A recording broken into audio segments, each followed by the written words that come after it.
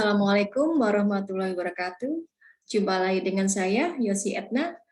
Dalam video ini saya akan membahas lagi tentang PTSD ya, Post Traumatic Stress Disorder, atau bahasa Indonesianya yaitu gangguan stres pasca trauma ya.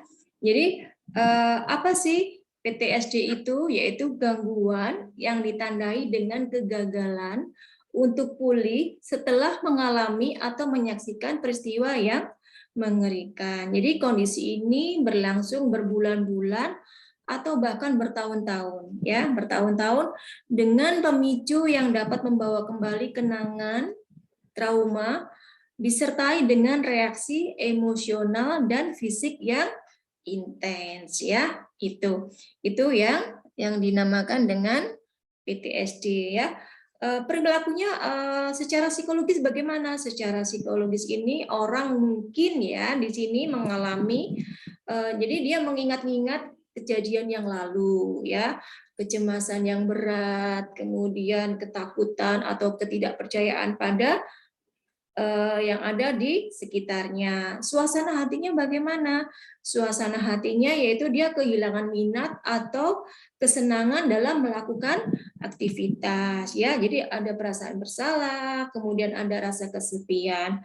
Kemudian bagaimana dengan tidurnya? Tidurnya itu bisa mengalami gangguan tidur ya, insomnia atau mengalami mimpi buruk ya. Itu ya. Jadi secara psikologisnya seperti itu. Baik, jadi di sini saya akan membahas tentang siapa saja yang terkena PTSD ya. Jadi ini chapter ketiga dan selanjutnya ya. Nah, sini ya.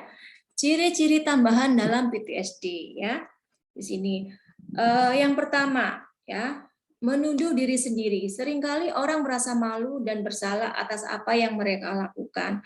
Kemudian yang kedua, rasa bersalah. Biasanya menyiratkan perasaan tanggung jawab dan rasa malu karena perasaan kejahatan. Jadi merasa bersalah ya dan tidak berharga ya. Kemudian ada rasa bersalah dan malu yang dibiarkan akan membuat pemulihan yang sangat sukar ya.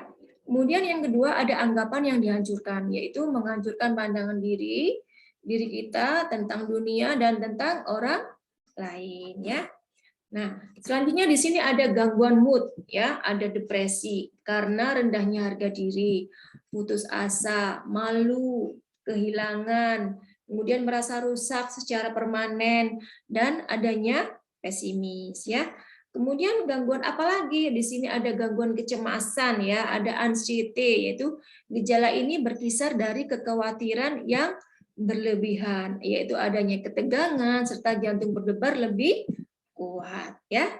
Oke. Lanjut. Ada kecanduan, bisa kecanduan alkohol atau jenis narkotika yang lain untuk mengurangi rasa sakit ya. Jadi ini ciri-ciri tambahan dalam PTSD. Kemudian ada perilaku yang menuruti kata hati.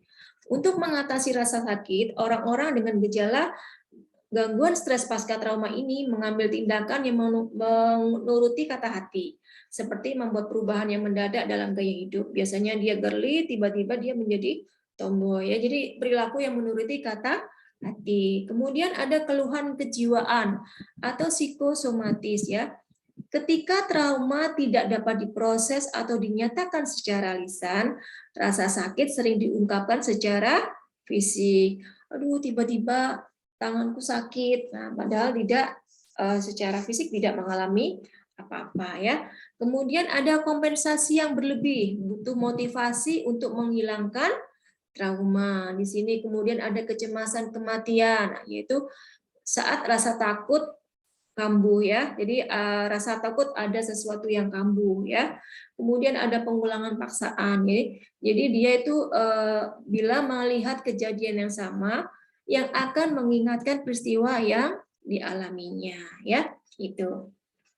Lanjut di sini, sengaja mencederai diri ya, seperti membakar, memukul, menusukkan benda tajam pada dirinya ya.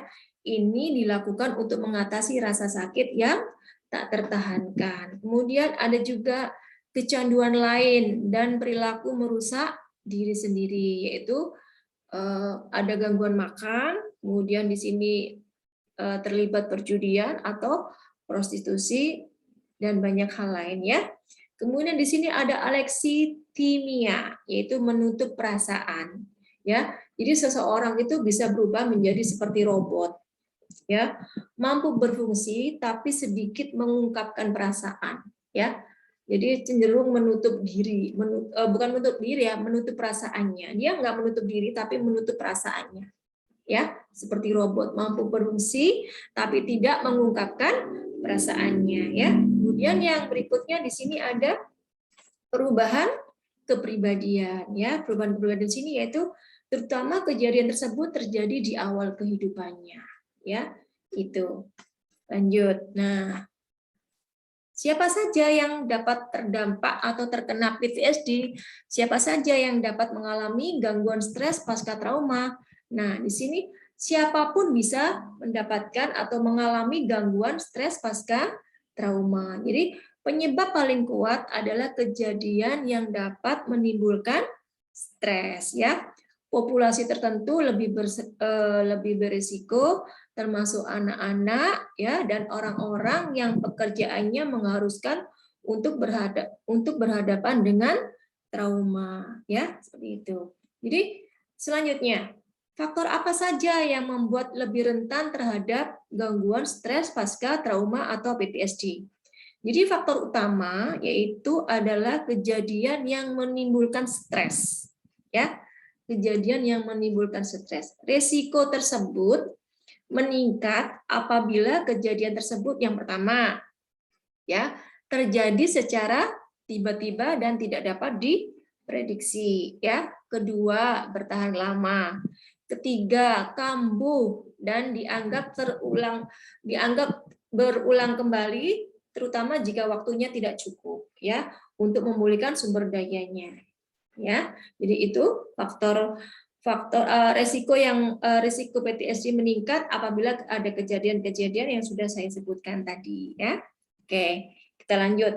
Nah, apalagi selanjutnya ada terlibat langsung dalam bentuk ancaman kekerasan seksual atau cedera fisik ya. Kemudian terlibat dalam beberapa jenis peristiwa traumatik. Nah, selanjutnya terjadi pada tahun-tahun awal sebelum kepribadian sepenuhnya terintegrasi. Nah, di sini selain itu ya, ada juga faktor-faktor sekunder yang dapat meningkatkan risiko dari perkembangan gangguan stres pasca trauma ya. Jadi faktor-faktor tersebut apa saja?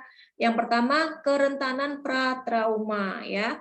Kemudian ada distres awal ya pada atau tidak lama sesudah trauma terjadi. Kemudian yang ketiga adanya yaitu faktor pasca trauma ya. Jadi ada tiga faktor sekunder yang dapat meningkatkan risiko dari perkembangan gangguan stres pasca trauma ya. Yang pertama, kerentanan pratrauma. Di sini ya, kerentanan ini sudah ada sebelum perkembangan PTSD itu sendiri, yaitu meliputi adanya perbedaan individu, kemudian adanya karakteristik keluarga, yang ketiga adanya tekanan hidup yang terjadi ya baru-baru ini. Oke. Kemudian distres awal atau tidak lama sesudah pasca trauma itu terjadi ya. Jadi distres awal pada atau tidak lama sesudah trauma itu terjadi.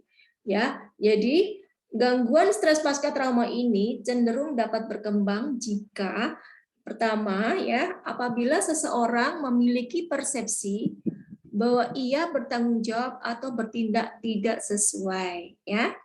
Kemudian beranggapan bahwa dia sendirian. Bahwa dia sendirian dan terisolasi ya.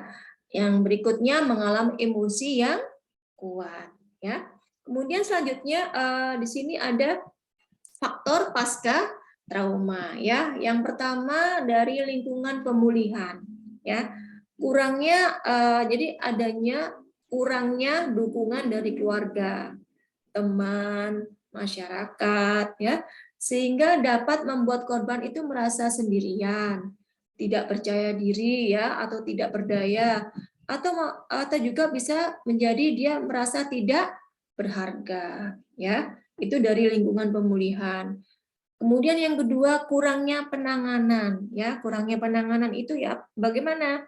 Jadi di sini memperkuat keyakinan korban bahwa dia sendiri dan berbeda dari orang lain, ya. Jadi kurang penanganan. Jadi bisa jadi setelah dilakukan terapi dia ditinggalkan begitu saja, ya. Jadi belum tidak ada penanganan pendampingan, ya. Jadi itu maksudnya kurangnya penanganan adalah ya tidak adanya kelanjutan dari pendampingan terapi yang sudah dilakukan, ya. Kemudian di sini ada coping yang tidak efektif. Jadi orang menyimpan rasa sakit secara mendalam dan belum diproses itu. Jadi sehingga mengakibatkan adanya coping yang tidak efektif, ya. Jadi faktor pasca trauma itu pada gangguan stres pasca trauma itu ya maaf ya. Jadi gangguan stres pasca trauma itu apa saja? Di sini ada faktor lingkungan pemulihan. Jadi kemudian yang kedua kurangnya penanganan dan yang ketiga yaitu coping yang tidak efektif, ya. Nah, selanjutnya apa saja yang akan disebabkan oleh PTSD? Apa saja yang akan disebabkan oleh gangguan stres pasca trauma, ya. Jadi sini menurut tokoh Marty Horowitz telah menjelaskan urutan normal dari reaksi stres traumatik hingga pemulihan, ya. Yang pertama di sini ada protes keras, ya. Jadi tahapan ini melibatkan emosi negatif yang kuat, ya. Munculnya perasaan terancam, ketakutan, kewalahan, ya.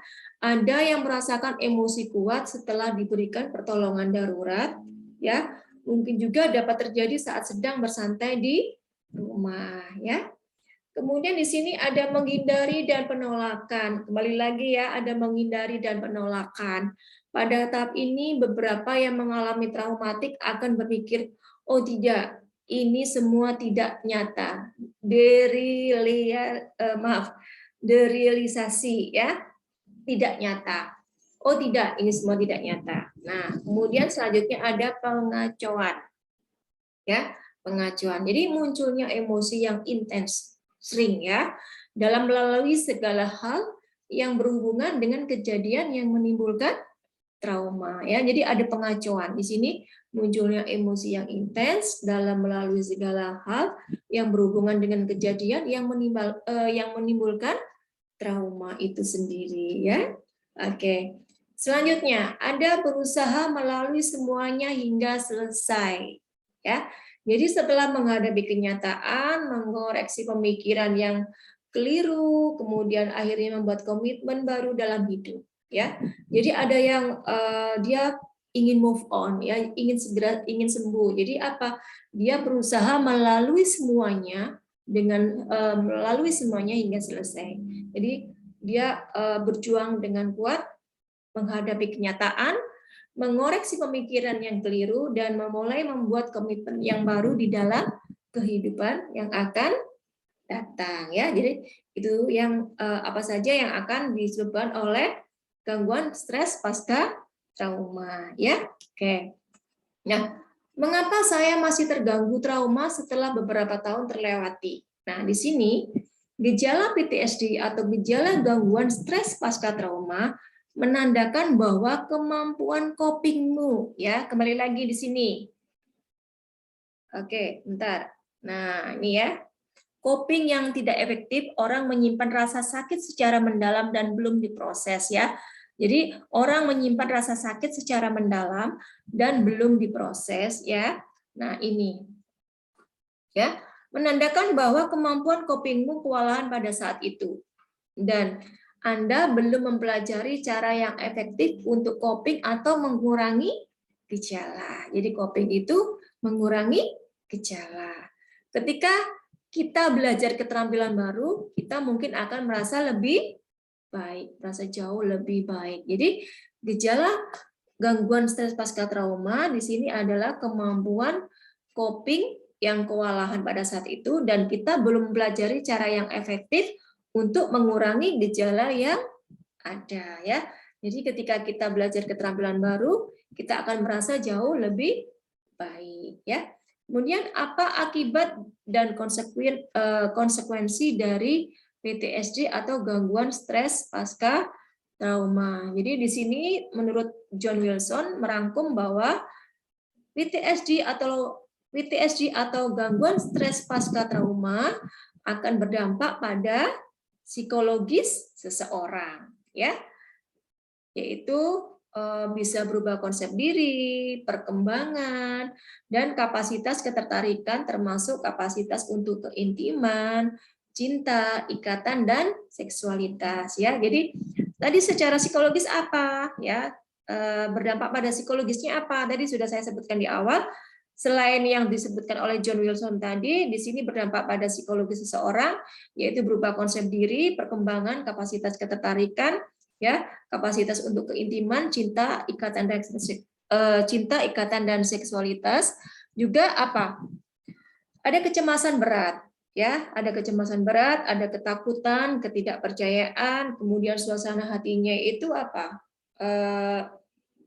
Kehilangan minat atau kesenangan, ya, kemudian kesenangan dalam melakukan aktivitas, kemudian ada rasa bersalah, ya, rasa kesepian, itu ya yang terjadi. Jadi dampak secara psikologisnya seperti yang sudah saya sebutkan tadi, ya. Oke, semoga bisa dipahami ya dari sini. Oke, kita lanjut. Akankah waktu dapat menyebabkan luka? Ya, jadi akankah waktu dapat menyembuhkan luka, yaitu akibat dari gangguan stres pasca trauma, ya? Dalam hal ini beberapa orang nampak bisa sembuh ya tanpa penanganan dalam beberapa bulan. Untuk orang lain itu mereka masih berusaha keras dan melupakan. Ada yang tidak selalu berhasil, ya. Jadi beberapa orang bisa sembuh tanpa penanganan dalam beberapa bulan, tapi ada beberapa orang lagi ya yang masih berusaha keras dan melupakan. Jadi tidak selalu berhasil, ya.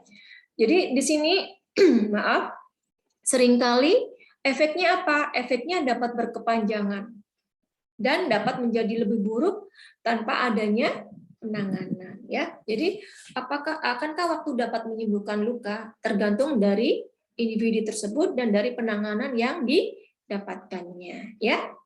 Begitu. Kemudian selanjutnya, bagaimana dengan trauma cedera otak? Ya, di sini. Jadi terkadang cedera pada otak dapat menyebabkan gejala-gejala PTSD, ya. Dapat menyebabkan gejala-gejala gangguan stres pasca trauma, ya. Jadi cedera otak dapat terjadi ketika seseorang pingsan atau lelah sekali, atau apabila seseorang mengalami koma dan gegar otak, ya. Jadi kondisi-kondisi tersebut dapat terjadi karena sesuatu peristiwa, ya. Bisa terjadi karena kekerasan, ya. Kemudian karena ledakan, kecelakaan mobil, peristiwa dan gejala alam lainnya atau peristiwa traumatik lainnya, ya.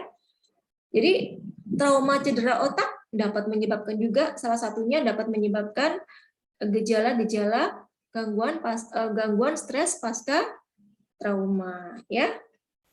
Oke. Bagaimana tentang ingatan palsu? Ya, ingatan palsu, ya. Ingatan, memori, silakan bisa dilihat di video saya sebelumnya, ya.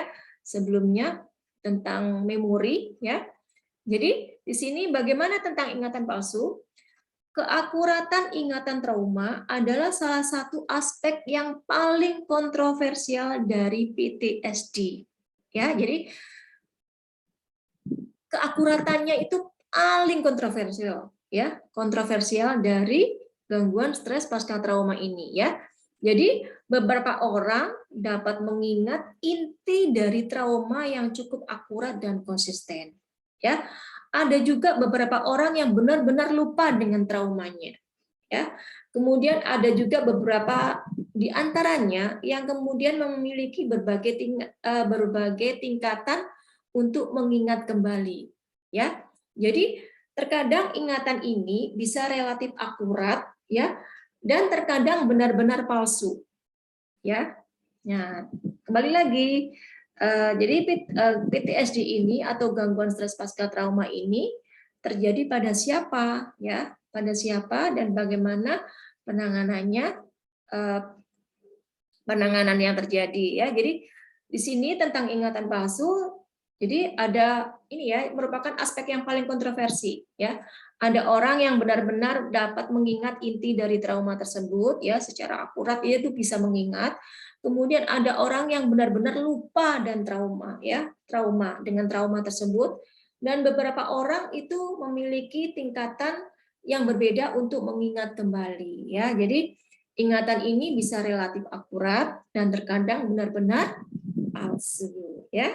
Nah, oleh karena itu menurut Allen ya, tokoh Allen mengungkapkan bahwa perlunya kehati-hatian dalam mengevaluasi akurasi ingatan traumatis ya. Ketika orang mengalami gangguan stres pasca trauma, jadi betul-betul harus dilihat, kemudian ditelusuri ya, apakah betul-betul mengalami gangguan gangguan ingatan ataukah tidak ya. Jadi di sini ada ingatan palsu, kemudian juga ada yang benar-benar lupa, kemudian ada yang betul-betul memiliki tingkatan ya untuk mengingat kembali, untuk recovery dalam ingatannya. Baik. Jadi materi untuk materi untuk PTSD kali ini saya kira cukup sekian. Terima kasih atas waktunya sudah menonton. Semoga ilmu yang ada dapat bermanfaat bagi kita semua. Ya. Selanjutnya saya akan membahas di video selanjutnya, saya akan membahas untuk kelanjutan PTSD ini ya. Nantikan video saya. Terima kasih atas waktunya. Wassalamualaikum warahmatullahi wabarakatuh.